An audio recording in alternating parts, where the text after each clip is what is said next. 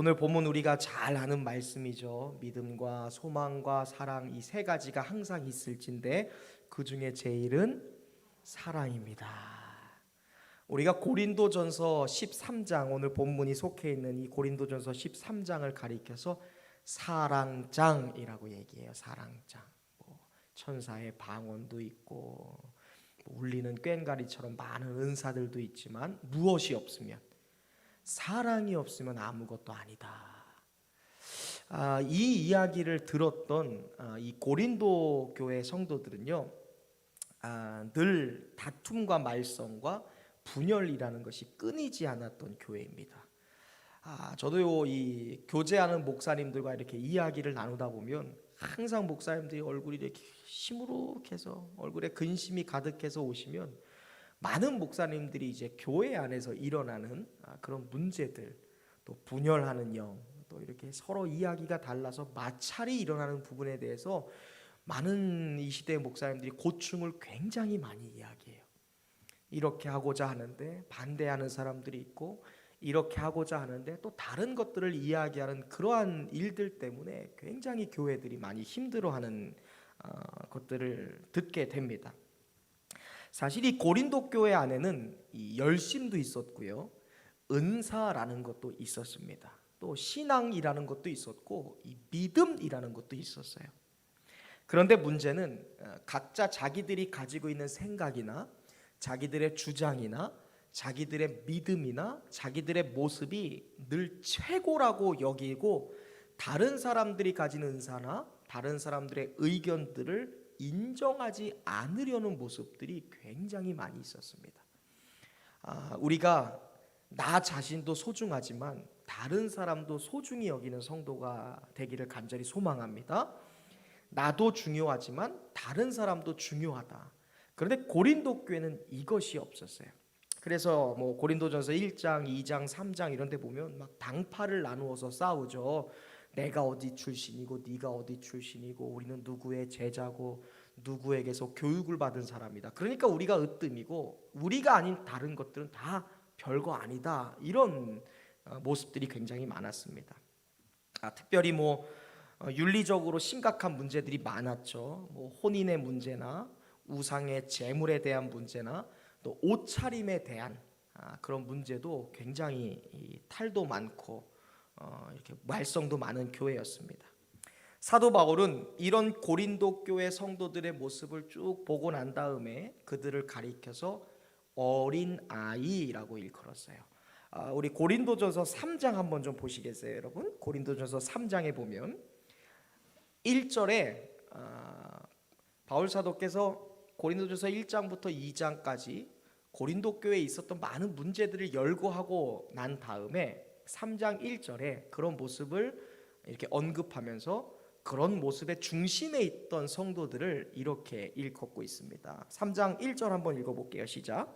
형제들아, 내가 신령한 자들을 대함과 같이 너희에게 말할 수가 없어서 육신에 속한 자 곧 그리스도 안에서 어린 아이들을 대함과 같이 하노라.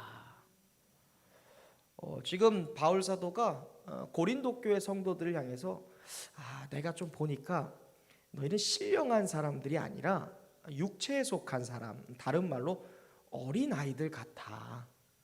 그래서 내가 너희들을 어린 아이라고 생각할게. 이렇게 얘기하래요. 그러면서 2절에 또 내가 너희를 젖으로 먹였다. 아이니까 밥을 못 먹잖아요. 씹어서 먹을 수가 없잖아요. 소화기관이 좋지 않으니까. 그래서 너희에게 젖을 먹였다. 이런 말을 하죠. 그러니까 너희에게 합당한, 너희가 들을 수 있는 그런 수준의 언어로 이제 너희에게 교훈을 하겠다. 이런 말이에요. 내가 너희에게 지금부터 편지 쓰는 것은 이 영적인 사람들, 신령한 사람들이 이야기할 수 있는 범주가 아니라 어린 아이들이 이해할 수 있는, 아직 신앙이 여린 사람들, 믿음이 작은 사람들이 이해할 수 있는 언어와 그런 표현으로 너희에게 이야기했다. 그러니까 이 고린도 교회에 있었던 많은 분열과 문제들, 그런 문제들을 일으키는 사람들을 가리켜서 어린아이 같아. 아직은 좀 장성하지 않고 뭔가 연약하고 부족함이 있는 존재 같아 라고 정의하고 있습니다. 겉으로는 잘 먹고 잘 살아요. 그리고 이 겉으로 보면 공동체를 이루고 있는데 그 안을 내면을 들여다보면 너무나 안타까워요. 어린아이 같으니까. 바울은 그런 성도들의 모습을 보면서 사실 소망을 품었습니다. 야, 이제 신앙생활 한 지 몇 년이 됐고 이제 목사도 되고 집사 권사님 되고 하면 이제 좀 변화가 있어야 되는데 여전히 어린아이와 같네. 그러면서 이 고린도 교회 성도들이 변화하기를 꿈꾸면서 바울이 어린아이들이 들을 수 있는 언어로 내가 너희에게 변화가 있기를 원해. 너희가 변화하는 것이 나의 소원이야 라고 얘기하면서 그 변화가 어떤 변화여야 되는지 말해요. 근데 그 변화를 그들이 잘 알아듣게 하기 위해서 먼저 자기가 경험했던 변화를 소개해 주는 거예요. 소위 말하는 간증하는 겁니다. 나도 그럴 때가 있었는데 내가 지금은 좀 변했어. 그러니까 내가 설명하는 걸 잘 들어보고 당신들도 이렇게 좀 변했으면 좋겠습니다. 그런 말을 하는 거예요. 그 변화의 내용이 무엇이냐면 우리가 읽었던 이 고린도전서 13장 오늘 본문에 보면 이 어린 아이의 일을 버린 것, 그것이 바울의 변화의 모습이었습니다. 바울도 어린 아이와 같을 때가 있었고 영적으로 장성한 자가 아니고 신령한 자가 아니고 누가 보더라도 겉으로 아니면 내면적으로 보면 어린 아이 같을 때가 있었다는 거예요, 자기가. 그런데 자기에게 찾아온 변화는 그 어린 아이에게 속한 일들을 버렸다는 것입니다. 바울이 버린 그렇다면 어린 아이의 일은 과연 무엇인지 우리가 9절과 10절 그리고 12절에 바울이 언급해 말하고 있어요. 내가 버린 어린 아이의 일은 무엇인가? 우리 9절 말씀 한번 읽어보겠습니다. 시작. 10절 온전한 것이 올 때는 부분적으로 하던 것이 배알이라. 그리고 12절 볼게요. 우리가 지금은 거울을 보는 것 같이 희미하나. 여기까지만 보겠습니다. 자, 9절과 10절에 보면요 이런 말이 있어요. 9절에 먼저 부분적으로 아는 것, 그렇죠? 그 다음에 또 뭐가 나와요? 부분적으로 예언하는 것, 그렇죠? 그 다음에 10절에 또 뭐라고 나와요? 부분적으로 하던 것. 자, 바울이 말하는 건 자기가 과거에 자기도 어린 아이와 같은 믿음이 성장하지 못하고 신앙이 굉장히 누가 보더라도 참 작다라고 여길 때 자기에게 속했던 어린 아이의 영역이라는 것은요 부분적으로 아는 것이고 부분적으로 예언하고 부분적으로 하던 일들이라는 거예요. 그리고 12절에 보면 희미하다라는 단어가 나오죠. 어린아이에 속한 사람이 하는 일이 이런 일이라는 거예요. 부분적으로 아는 거예요. 또 부분적으로 예언하는 거예요. 또 부분적으로만 하는 일이고 뭔가 뚜렷하지 않고 희미한 것, 흐리멍텅한 것, 그런 일들을 하는 이 존재가 어린아이와 같은 존재다라고 말하는 거예요. 쉽게 말해서 부분적으로 알고 부분적으로 예언하고 부분적으로만 하고 희미하다는 것은요 불확실한 일을 하는 존재다라는 거예요. 이해가 되세요? 명확한 게 아니라는 거예요. 불확실한, 뭔가 이게 뚜렷한 것도 아니고 뭔가 이게 객관적이지도 않은 자기 편에서 불확실한 일, 그런 일들을 부분적으로 하는 존재, 그것이 바로 어린 아이와 같은 존재다라는 거예요. 그 부분적이고 불확실한 것들을 온전한 것으로 여기면서 하던 사람들이 누구라는 거예요? 고린도 교회 성도라는 거예요. 누가 보더라도 객관적이지가 않아요. 너무 주관적이야. 100명이 보면 그렇다라고 인정할 수 있는 것, 그것이 객관적이에요.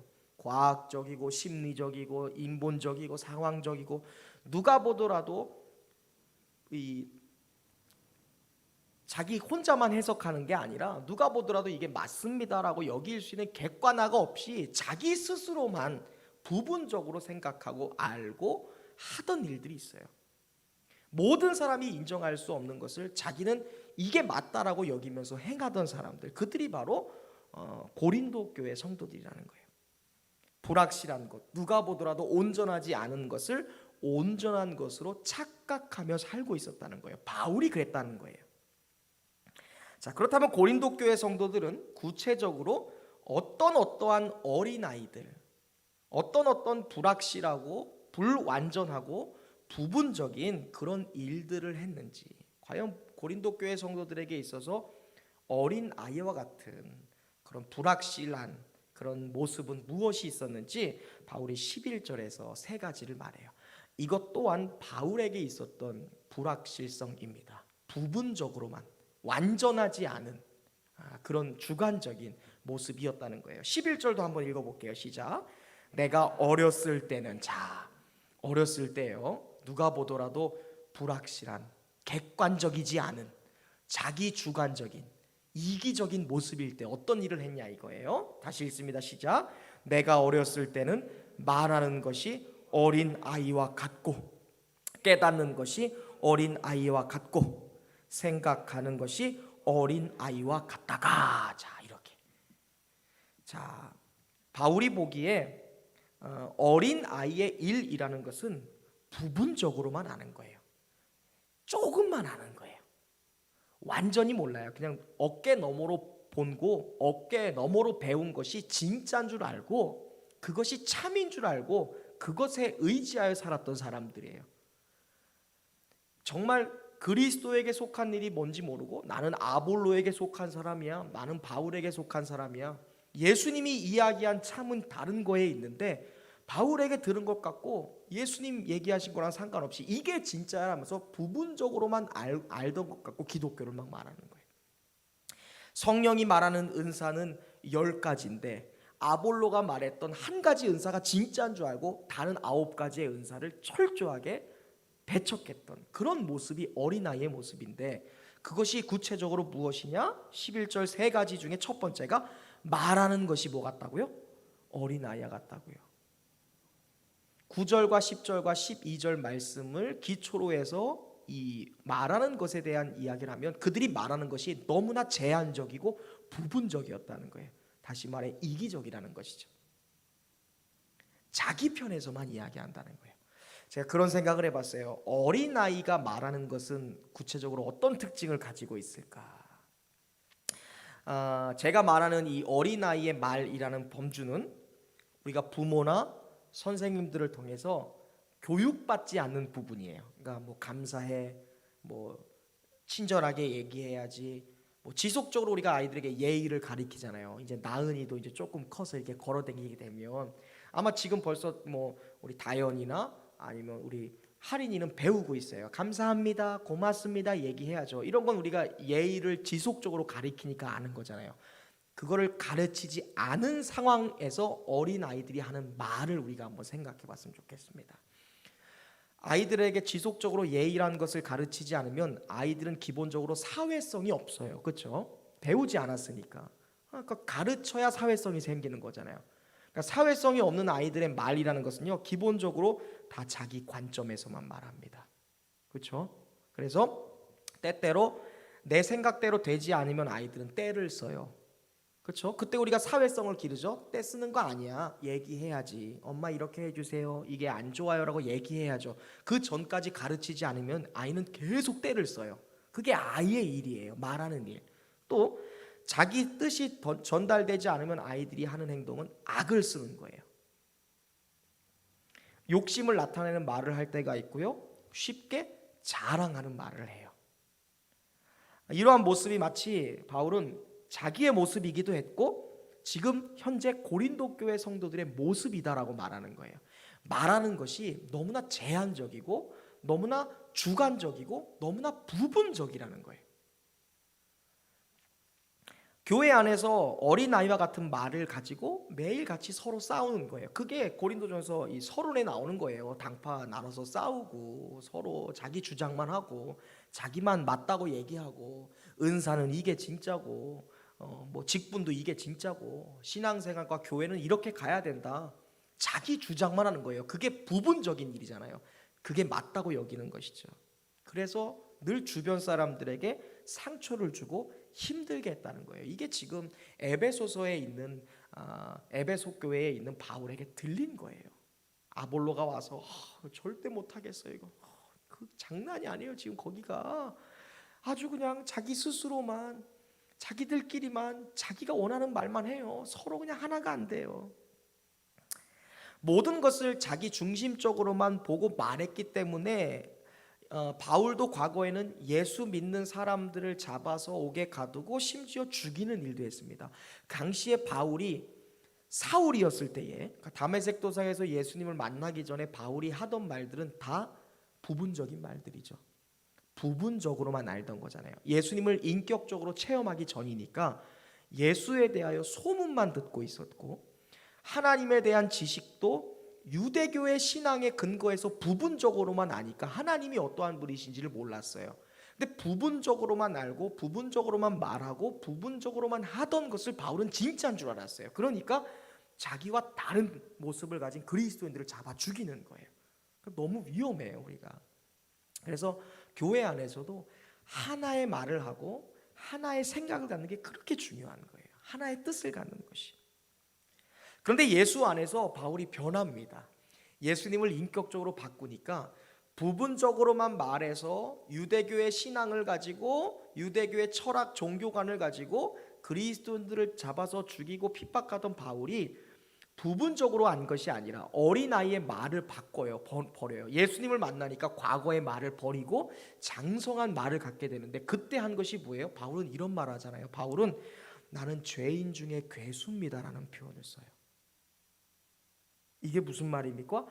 내가 과거 했던 말들이, 제한적인 말들이, 내가 말했던 부분적인 행동과 부분적인 언어가 얼마나 부끄러운지 바울이 그때 깨달은 거예요. 아, 예수님이 원한 것은 부분적인 말이 아닌데, 나에게 속한 어린아이의 이기적인 말이 아닌데, 그것을 하면서 예수 믿는 초대교회 성도들을 잡아 죽이는 걸 보니까 바울이 너무 불편해요. 너무 창피해요. 그래서 나는 죄인 중에 괴수입니다. 자기의 말이 바뀌는 거예요. 죄인 중에 괴수라는 것이 단순히 저는요 아무것도 아니에요, 제 겉모습을 보세요, 진짜 창피합니다, 이게 아니라 자기의 말, 사용하던 말을 너무너무 겸손하게 바꿔버린 거예요. 내가 무엇을 말하든 나는 죄인이고 나는 무엇을 이야기하든 괴수였습니다. 말이 바뀌었다는 거예요. 오늘 우리가 우리의 말을 좀 돌아볼 수 있었으면 좋겠어요. 내가 때로는 어린 아이와 같은 말을 할 때가 있죠. 여기서 말하는 어린 아이의 말이라는 것은요, 뭐 정제 안 된 말 그런 것만 이야기하는 것이 아니라 바울이 9절과 10절과 12절에서 말했다는 것은 너무나 부분적인 말이라는 거예요. 나에게 속한 말, 내 주장에만 속한 말, 나의 상황에만 속한 말, 그런 거 있잖아요. 당신 때문에 말이야. 근데 또 돌아보면 이 편에서도 나도 당신 때문에 말이야, 이렇게 할 수 있잖아요. 그렇죠? 그러니까 부분적인 말이라는 거예요. 그러니까 고린도 교회 성도들은 늘 자기에게만 속한 부분적인 말 때문에 이러한 분쟁이 있었어요. 바울도 그러한 부분적인 말을 사용했던 사울일 때가 있었지만, 예수님을 만난 이후에 이제 부분적으로 묶여있는 말이 아니라 새로워지는 역사, 우리가 이번 주 주일에도 얘기한 것처럼 하나님이 변화를 시키고 성령이 새롭게 하는 역사가 있으니까 성령이 임한 뒤에 자기의 말이 먼저 바뀐 거예요. 내 말이 맞아라고 하는 게 아니라 나는 죄인 중에 괴수입니다. 하나님 교회의 핍박자였고 복음의 박해자였습니다. 먼저 자기를 깔고 내려가는 것이죠. 저와 여러분들이 이제는 말하는 것도 장성한 사람처럼 바뀔 수 있기를 바랍니다. 그동안 우리가 부분적이고 나 주관적이고 나에게 속한 이야기만 했다면, 나보다 남을 더 배려하는 말을 하고 때로는 내 주장보다 다른 사람의 유익을 위한 말도 할 수 있기를 간절히 바랍니다. 남의 부족한 것을 감싸줄 수 있는 포괄적인 언어가 있기를 바라고요. 또한 용기를 줄 수 있는 부드러운 언어가 있을 수 있길 바라요. 제가 또 그렇게 원하는 것이 또 주님 닮고 싶은 온유함이에요. 제게도 온유함이 있어야 돼요. 우리 옆 사람과 인사합시다. 용기를 주는 말을 합시다. 네? 우리 언어가 그래야 돼요. 용기 주는 말이죠. 과거 바울의 말은 죽이는 말이었고 없애는 말이었지만, 이제 바울의 말은 상생케 하는 말이고 용기 주고 이런 돋보아주는 그런 말이잖아요. 또한 우리의 말이 부드럽고 겸손할 수 있기를 바랍니다. 자랑보다 타인을 세워줄 수 있는 그런 말로 우리의 언어가 바뀔 수 있기를 바랍니다. 두 번째, 바울이 보니까 자기도 그랬고 이 고린도 교회 성도들도 그랬고, 어린 아이와 같은 자리에 있을 때 하던 일은 무엇이냐면 깨닫는 것이 어린 아이와 같았다고 말해요. 11절에 보니까 내가 어렸을 때는 나뿐만이 아니죠. 지금 고린도 교회 성도들을 설명시키기 위해 자기를 빗대어서 말하는 거니까 지금 너희의 삶이 첫 번째는 말하는 것이 어린아이와 같아서 부분적인 너희에게 속한 네가 하고 싶은 말만 했지만 또 두 번째는 뭐예요? 깨닫는 것이 어린아이와 같았다. 깨닫는 거. 어린 시절에 우리가 땅 따먹기라는 걸 하죠. 저도 굉장히 많이 했어요. 군포시 3번동 옛날에 구중호 아파트 살 때 그때 4층 5층짜리 옛날 아파트잖아요. 그때는 이제 시가지가 형성될 때라 놀 게 없었어요. 그래서 신도시가 들어서는데 옆에는 뭐 이제 12층 15층 아파트를 태어나서 처음 봤으니까 저는 그렇게 막 세워지는데 다른 동네는 다 공사장이잖아요. 놀 게 그렇게 없어요. 옛날 구중호 아파트니까 고리타분한 그런 아파트니까. 그럼 이제 아파트 이제 환경 조성하면서 만들어 놓은 이렇게 막 벽돌이나 이런 거 있어요. 그럼 옆집 아이들 누군지도 몰라요. 그때는 막 다 코 흘리고 막 찢어지고 깨지고 남의 집에 가서 물도 얻어먹기도 하고 우리 집은 3층인데 남의 집에 1층이면 그냥 놀다가 집에 가서 물 먹고 나고 막 그랬거든요. 남의 집 가서 밥도 먹고 오고. 그때 이제 잘하던 게 이제 땅 따먹기라는 게임이죠. 이제 세 개 금 딱 그어놓고 돌 딱 던져갖고 그 안에 3번 안에 들어오고 발 들어오면 내 거다. 근데 이제 꼭 욕심 많은 아이들과 싸워요. 뭐 이 돌 던지는 게 금을 넘어갔네, 들어오지 않았네, 삐져나갔네 하면 막 승질 더러운 애들은 와갖고 막 발로 빵 해갖고 막 줄 긋고요. 뭐 머리끄댕이 잡고 싸우고요. 땅을 가져야 되니까 내 땅이 많아야 되니까. 근데 웃겨요. 위에 땅에서 보이라! 엄마가 창문 열고 보이라! 불러요. 자기야! 불러요. 나영아 밥 먹으라 하면 애들이 언제 싸웠냐는 듯 다 그냥 내려놓고 진짜 머리끄댕이 잡고 싸우던 애들도 다 집으로 들어가요. 그렇죠? 박미서 집사님도 아마 그랬을 것 같아. 지난주에 보니까 자기는 어렸을 때 팔이 왜 이렇게 많이 팔도 빠지고 막 골반도 다리도 빠지고 왜 빠졌을까? 자치게 하지 않았을까? 그냥 빠질 일 없으니까. 걸어가는데 팔이 빠지면 어떡해요? 뭔가 했을 거 아니에요. 그런 걸 생각해 보니까 사실 이 가상의 땅 따먹기에서 내가 땅을 몇 평을 덜 가졌는지 몇 센치 가졌는지 아무것도 아니잖아요. 또 우리가 초등학교 때 책상에 딱 금거 놓고 넘어오면 내 거. 뭔 내 거야? 가져가도 끝나면 집에 갈 땐 돌려줘야 되는데. 근데 애들이 왜 이렇게 악착같이 싸워요? 그 땅이 내 거라고 생각하는 거예요. 유명한 말이 있죠. 우리 김영재 장로님 지금 충주에서 영상을 통해 예배 드리실 텐데 등산 좋아하시니까 등산 항상 올라가시면 그래요. 딱 올라가서 목사님 이 세상에 저렇게 땅이 많은데 저 동네에 제 땅 100평이 없네요. 저렇게 인천 앞바다가 넓은데 저 바다 중에 100평 내 땅이 없네요. 근데 어때요? 우리가 어렸을 때 그 내 땅도 아닌 땅 차지하려고 막 악착같이 싸우는 거잖아요. 동네 막 싸우잖아요.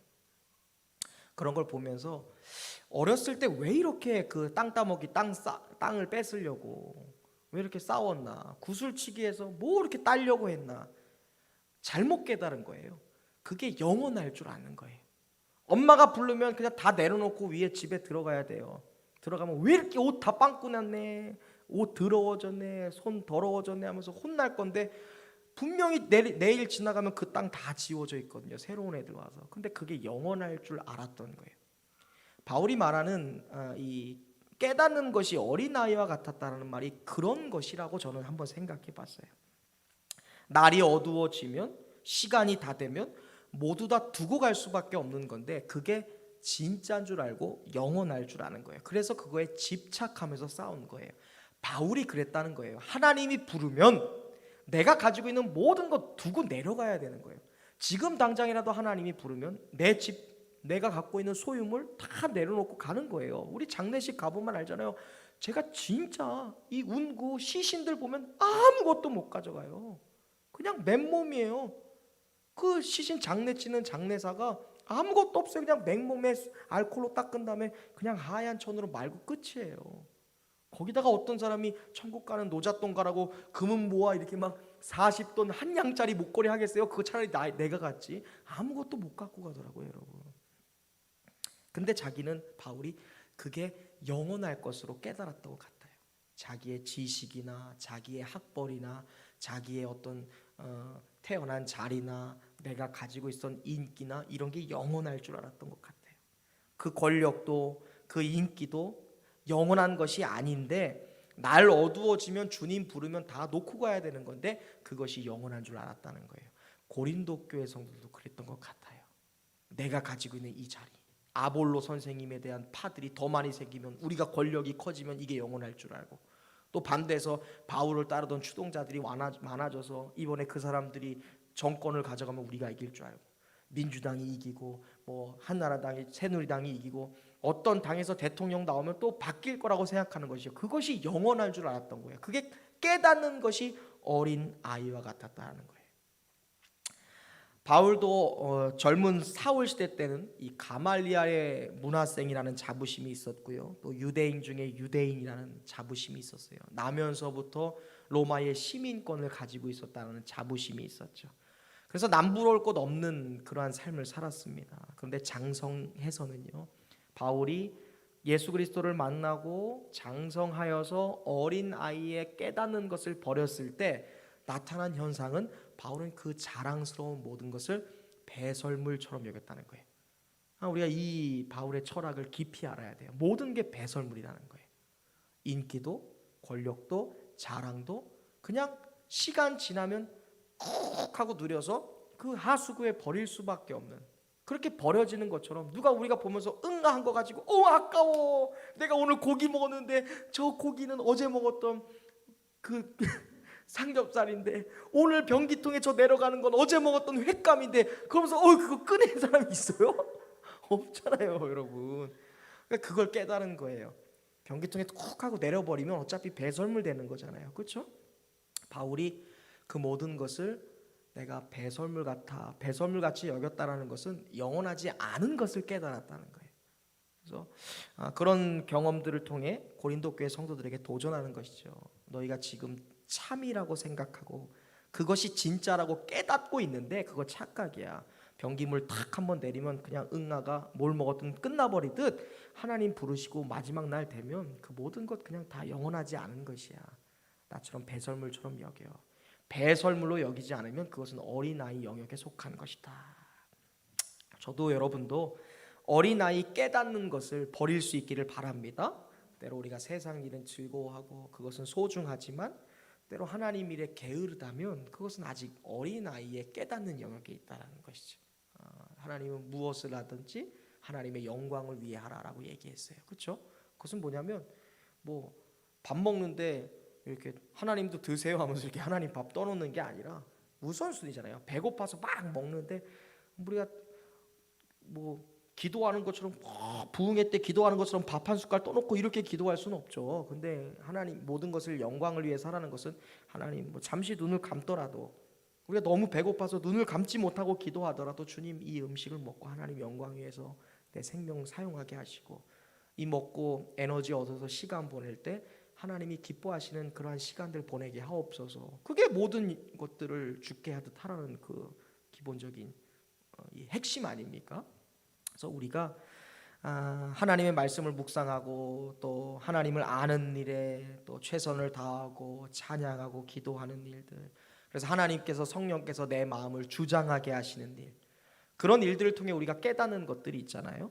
그런 깨닫는 것이 우리가 한 차원 더 높아지는 그런 탁월한 영역까지 임할 수 있는 그런 장성한 사람들이 될 수 있기를 주님의 이름으로 축원합니다. 세상 사람들이 말하는 것을 나의 깨달음으로 국한시켜서는 안 되는 것이죠. 영원한 것이 아니니까요. 더 높은 차원, 더 탁월한 차원의 것을 우리가 우리의 삶의 중요한 핵심으로 깨닫고 살아갈 수 있기를 바랍니다. 세 번째, 마지막으로 바울이 그랬던 것처럼 또한 고린도 교회의 어린아이의 영역이라는 것은요, 생각하는 것이 또 어린아이 같았다라고 말하는 거예요. 어린아이의 생각이 어떨까라고 하면 늘 자기가 맞죠. 자기가 늘 크다고 얘기해요. 뭐가 좋은지 모르면서 큰 것을 좋아해요. 제가 이것을 테스트해 보려고 예전에 주원이가 늘 자기가 좋은 거래, 아이가. 그래서 아이들은 뭐 맛있는 거 먹고 와도 진짜 웃겨요. 분명히 1시간 2시간 전에 외식하고 들어왔는데 집에 오면 엄마나 배고프다는 거야. 분명히 배가 부른 상태로 왔는데 집에 오니까 오늘 밥을 안 먹었대. 애들은 생각하는 게 참 이상해요. 나 배고파. 그래서 제 아내는 낮이고 밤이고 시도 때도 없이 늘 밥을 차려야 돼요. 남편이 오면 밥 차려야 되지, 애들이 들어와도 밥 차려야 되지, 작은 애 큰 애 밥 차려야 되지. 근데 제가 봤어요. 분명히 배가 불러요. 애가 뭘 먹고 왔으니까. 엄마는 밥을 안 먹. 우리 애들은 밥보예요. 무조건 쌀이 들어가야 돼요. 그러니까 밥을 안 먹으니까, 밥을 안 먹어, 쌀을 안 먹었으니까 밥을 안 먹었다고 생각하는 거죠. 그럼 엄마가 밥을 차려줘요. 그럼 애들을 테스트해 봅니다. 이 계란을 두 개를 계란 후라이 해주는데 하나는 넓게 해요. 넓게, 이렇게 부침개처럼 넓게, 그렇죠? 그리고 하나는 계란을 두 개 써서 높게 해. 높게. 그러니까 계란은 하나예요. 하나는 계란 하나여서 넓게 해. 넓게. 하나는 계란을 두 개 해서 두껍게 해. 자, 주원이는 뭐가 큰 거라고 생각할까요? 넓은 게. 그게 애들의 생각이에요. 생각. 실제로는 뭐가 더 많아요? 근데 두꺼운 계란이 더 많아. 근데 퍼지면 무조건 많다고 생각하는 거예요. 애들은요. 무슨 말인지 아시죠? 그래서 애들은 뭐 동전 500원짜리 이만큼 싸놔도 보여? 넓은 게 더 큰 거야. 넓은 게 더 큰 거. 하여튼 뭐 그런 애들이 착각이 있다는 거예요. 그래서 엄마 나 더 많은 것 줘, 더 큰 것 줘, 더 넓은 거 해줘. 그래서 아이들은 늘 큰 거를 가지려고 하고 넓으면 무조건 크다고 생각하는 것이죠. 또 애들은 뭐든지 다 자기가 잘할 수 있대요. 엄마 아빠가 도와주려고 해도 아니야 내가 할 수 있어, 내가 할 수 있어. 자기가 잘할 수 있다라고 생각하는 것 때문에 나타나는 현상이 고집 부리는 거라는 거죠. 그래서 아이들 고집 참 많이 부리죠. 또 고집이 세지면 나타나는 현상이 다른 사람에 대한 신뢰가 없습니다. 반드시 내가 해야 된다는 거예요. 내가 해야 된다. 이것이 어린아이와 같이 생각하는 것에 대한 패단이라는 것이죠. 늘 자기가 생각하는 것이 크고 내가 생각하는 것이 맞고 꼭 고집이라는 것이 그러면 생기니까 누구도 믿지 못해요. 반드시 내가 해야 되는 거야. 자기가 잘할 수 있다고 생각하는 착각 때문에 오해라는 것도 생기고 또 다툼이라는 것이 생겨요. 그래서 바울이 다메섹 도상 갈 때 누구 시키면 되는데 지가 가는 거예요. 내가 가야 그 사람들 작당들 모의하는 작당들 내가 다 없앤다 이거예요. 그 말 타고 뛰어가는 거예요. 이 젊은 사울이 다른 사람한테 맡겨서 예수 믿는 사람들 잡아서 오게 가두면 되는데 안 된다는 거예요. 그래서 제사장들한테 자기가 자격증 받아갖고 지가 말 타고 뛰어가는 거예요. 내가 잡아 죽여야 된다. 나만이 할 수 있다. 아마 이런 생각을 했던 것 같아요. 이것이 자기만 생각하는 내 것이 맞다, 내가 크다라는 그런 생각의 어린아이의 영역이라는 것이죠. 고린도 교회 성도들도 무엇이든지 큰 것이 좋다 생각했고 또 무엇이든지 많은 것을 소유하려 했던 사람들이었어요. 또 자기가 모든 것을 다 잘하는 사람이라고 오해했던 것 같아요. 그것 때문에 교회가 어지러워졌던 것이죠. 그리고 그것 때문에 힘들게 되었다. 제가 또 목회를 하면서 생각하는 것 중에 하나가 내가 없으면 더 잘 돌아가는 교회. 사실 목사가 이런 이야기 이렇게 이야기하는 게 쉬운 게 아니거든요. 여러분 제가 없어도 돌아가는 교회, 내가 없으면 더 잘 되는 교회. 이건 뭐냐면 내 자리를 흔드는 이야기일 수도 있는 거예요. 근데 목사님들이 이런 얘기 잘 안 할 수 있거든요. 내가 있어야 되고 내가 이렇게 주축이 돼야 되고 이런 마음들이 목회자에게 있어요. 리더기 때문에 있어야 되지만 때로는 그런 착각들이 많이 있었다라는 거예요. 이 생각하는 것들이 내가 있어야 되고 나만이 할 수 있다라는 생각이 있으니까 고린도 교회가 늘 어지러웠던 것 같고 바울도 어디를 가든 그런 문제들을 만들었습니다. 사도 바울은 이런 생각들을 버려야 된다는 거예요. 나만이 할 수 있어, 내가 해야 돼라는 생각들, 내가 큰 거야, 내가 맞아라는 생각들, 그런 어린아이의 생각들을 버리라는 거예요. 오늘 저와 여러분들도 이런 어린아이의 생각을 버려야 될 줄로 믿습니다. 우리 옆 사람에게 한번 인사할까요? 당신이 아니어도 가정은 돌아갑니다. 빨리 하세요. 당신이 아니어도 교회는 부흥합니다. 되게 이상하죠. 이게 저는 이 얘기하는 거예요. 내가 아니어도 교회는 부흥한다. 내가 아니어도 이 교회는 성장한다. 이 얘기를 제가 하는 거예요. 내가 아니어도 교회가 잘 돌아가야 된다는 건 이거예요. 역으로 내가 아니어도 돼? 내가 이 자리에 없어도 돼? 굉장히 서운한 것 같지만 이게 장성한 사람의 생각의 영역이라는 거예요. 왜냐하면 하나님은 선하시니까, 하나님은 합력하여 선을 이루니까 내가 아니어도 하나님은 하실 수 있다는 거예요. 근데 내가 아니어도 할 수 있고 내가 아니어도 돌아갈 수 있는데 거기다 나를 보내셨다는 건 엄청난 은혜 아닙니까? 내가 아니어도 되는데. 그러니까 늘 겸손할 수 있는 거예요. 내 생각을 버려야 된다는 것이죠. 내 생각을 버리고 하나님의 말씀 안에서 나에게 주시는 하나님의 뜻에 순종하라는 거예요. 그게 어린아이의 생각을 버리는 일들이에요.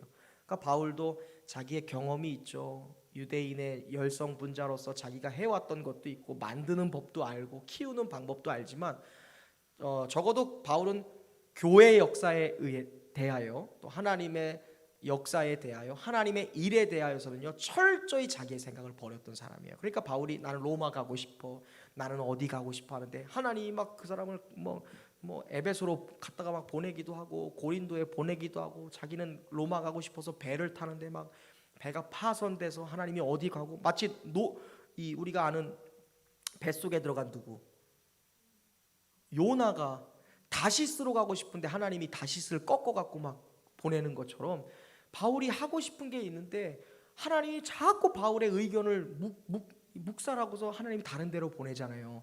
근데 바울이 그거 갖고 왜 나 일로 보내세요?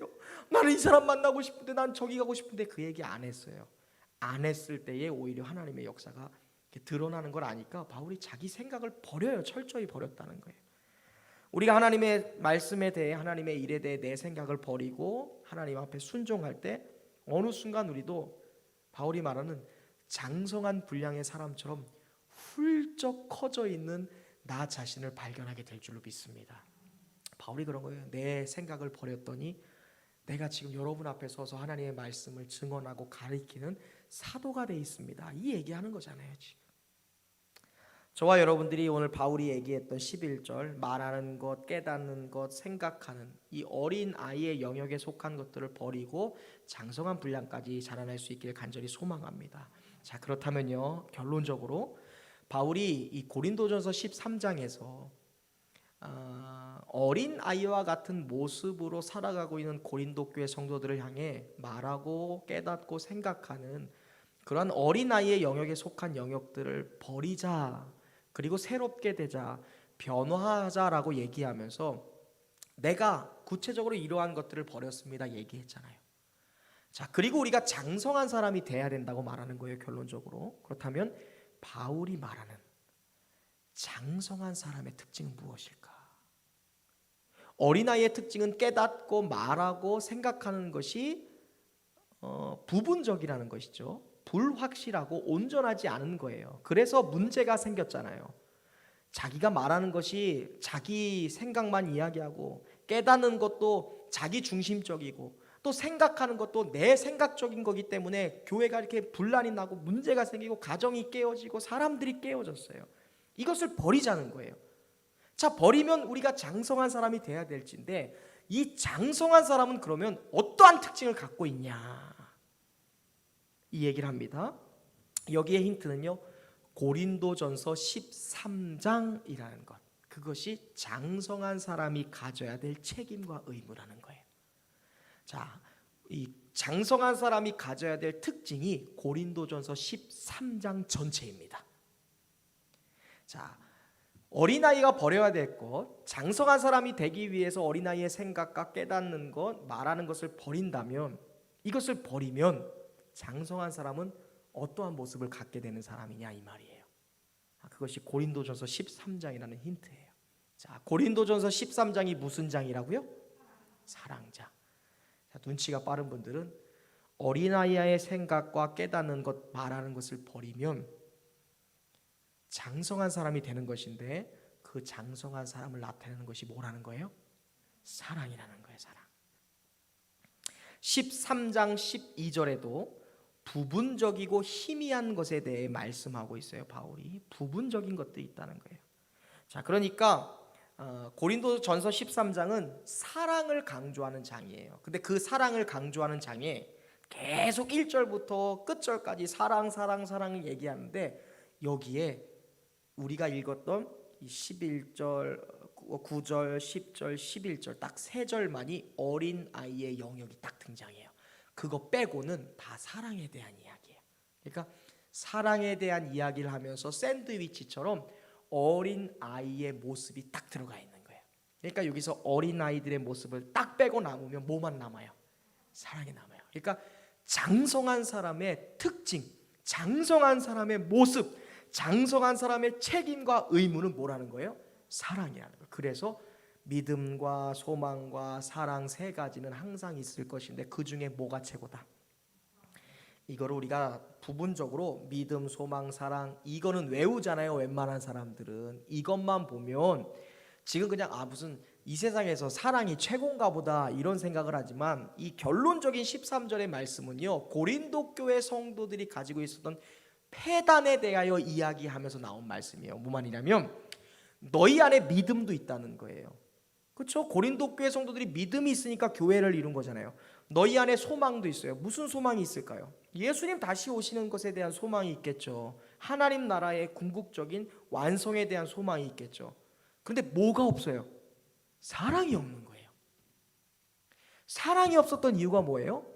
어린아이의 일을 하니까, 어린아이의 생각을 가졌으니까, 어린아이처럼 깨달았으니까 사랑이 없는 거야. 겉으로는 믿음도 있고 소망도 있어요. 그래서 교회를 이루고 가정도 이루고 성도가 되었고 목사도 되고 권사도 되고 집사도 됐는데 사랑이 없어요. 바울이 보니까 왜 어린아이의 영역을 감당할까? 왜 어린아이처럼 살아갈까? 생각해 보니까 뭐가 없어요?